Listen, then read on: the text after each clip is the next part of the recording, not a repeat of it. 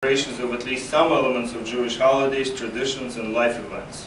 I suspect that most will organize bar bat mitzvah celebrations for their children, sit down for a Pesach Seder, which may not, well, which may have, may vary in degrees from the halachically proper Seder, but that's a different matter. Vodka may be present. Potato vodka. Well, no, if it was, yeah, that would be proper. But yeah, that's a good point. That's right. You know your stuff. They would carry out a proper Brit Milah, certainly invite a rabbi of some denomination to officiate at the wedding of their children. So that's done. I already mentioned that, I'll say it again, such attitudes are not unique, in my opinion, to Russian Jews, but I think actually shared with many American Jews. So that's, I think, is true. They may not have all become Orthodox, but they're still Jews.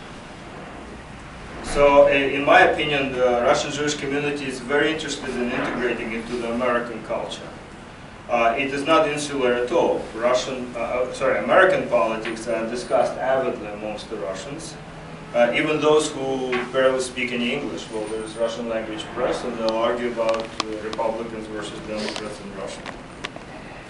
That's the important. These are the important topics to them.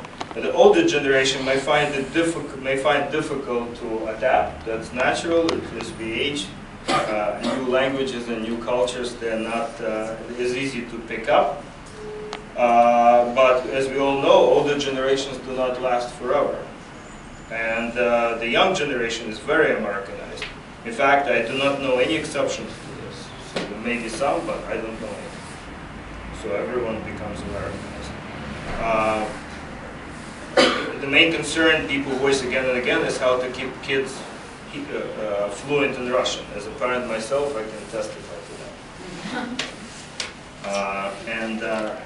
I would, so in summary, I would say that many Russian Jews appreciate the help they received, especially in the early years, from the American Jewish community, which included the advocacy for the right to emigrate. There were many marches that were done, especially in the 70s, to demand from American politicians to put pressure on the Russian government, Soviet government, to let the Jews out. That was important. Financial assistance was provided. It was key. People were brought over and slugged through Italy and Vienna. That's a long route from Soviet Union to here. We can discuss it later during questions if you're interested about that. And many Russian Jews, as I said, are interested in at least some degree of Jewish affiliation. In that, I do not see Russian Jewish community as very distinct from other Jews in America. It's on the way of getting there. So that's sort of my summary, and we'll open up for questions if you have any.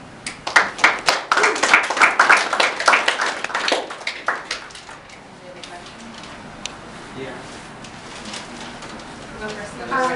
You mentioned that you felt intolerance from the first grade on. Do you have any specific instances you could share?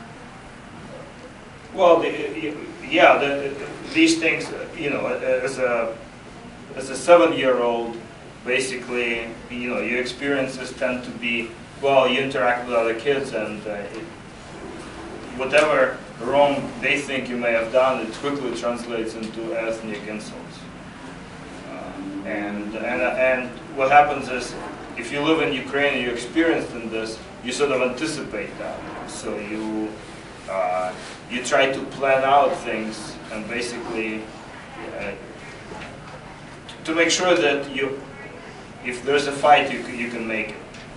And if there's a possibility for a fight that you may not win, that you try to avoid.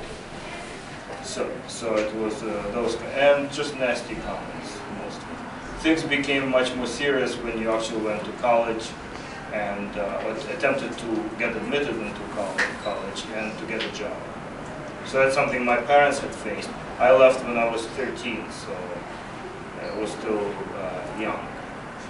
So petty at my age got serious later. At this point in your life, how much of it do you identify yourself as a Russian? Is there a point in your life that you used to be Russian, or that's like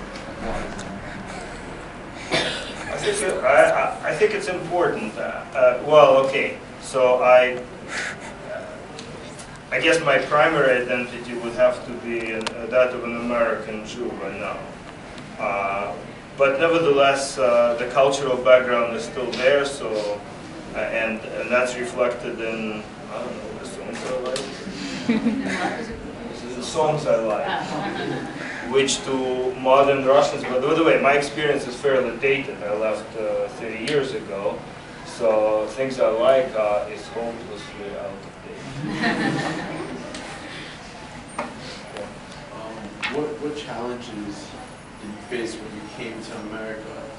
When you immigrated to America, what challenges did you face as a Russian Jew trying to, I guess, not assimilate, but integrate into American culture, American way of life? Well, I found that we lived in, our first place of residence was Washington Heights, the western part of it, in there, Benedetta.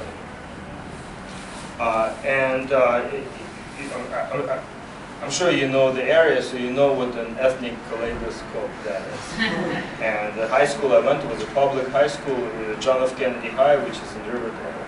And that place, it's 8 stories, and people from every corner of the globe are there. So when I arrived there, I thought that this is like United Nations. Or the way I actually felt, I don't know if you remember the opening scene to Star Wars, where Harrison Ford walks into a bar, and there are various odd creatures from all sorts of places.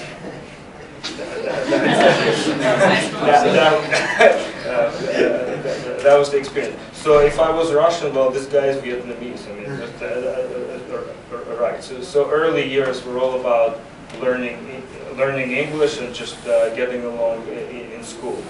But kids have, at that age, have it easy. The hard thing was what my parents had to go through, namely, you have to learn a language, get a job, and get the job done. So that they had to face it. So they had the difficulties. You're a doctor? Yes. What type? It's actually not a medical doctor. I have a doctorate in electrophysics, so I do engineering research at Bell Labs.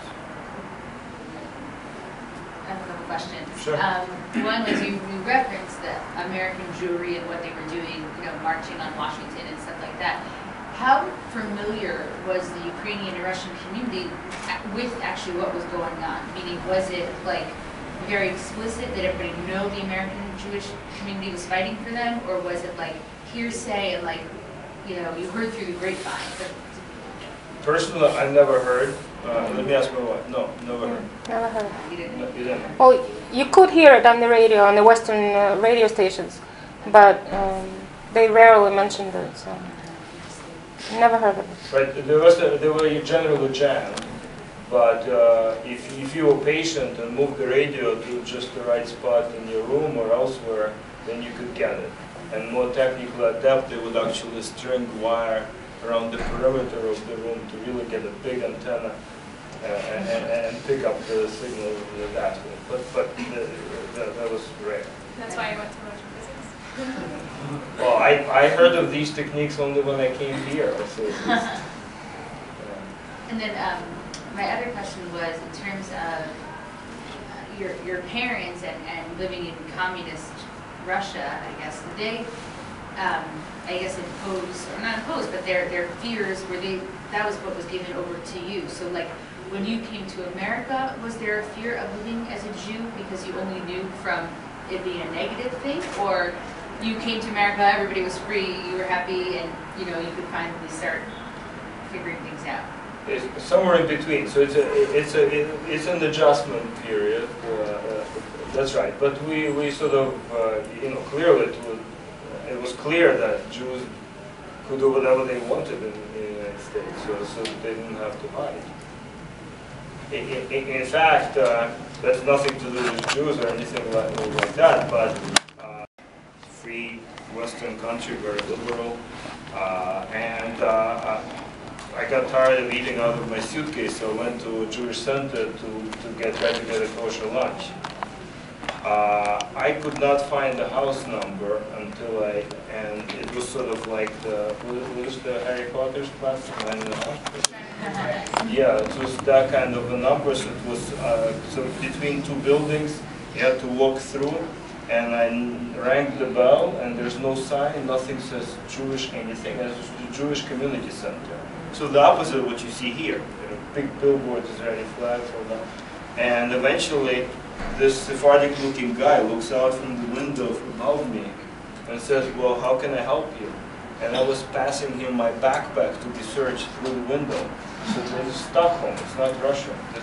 But that's some parts of Europe like that. The fear is there, and it's... Have you been back to Israel since you left? I have never, no. My parents have been once, and they're actually planning another trip this year, on the way to Israel. Right, so I understand that things have changed a lot, in that there are now, well, you'll be visiting, you tell me when you get back, there's organized Jewish community there. Somehow I sense that it is not as, it is still probably not as open or has as much participation of the local Jewry as what you have here. I was going to ask. Oh, okay, no. Do you follow news from there still, or mostly no. Yeah, I guess maybe that's the short end. Sometimes something catches my eye. Right. I still feel, actually I feel more sympathetic to Russia, I mean, aside from the Jews, than I did back then. So somehow things have calmed down, and I've decided that, all right, I guess I wish them well. So I guess now we'll turn the floor to Avital. There might be more Okay, questions thank you. that come up. Thank you. Thank you.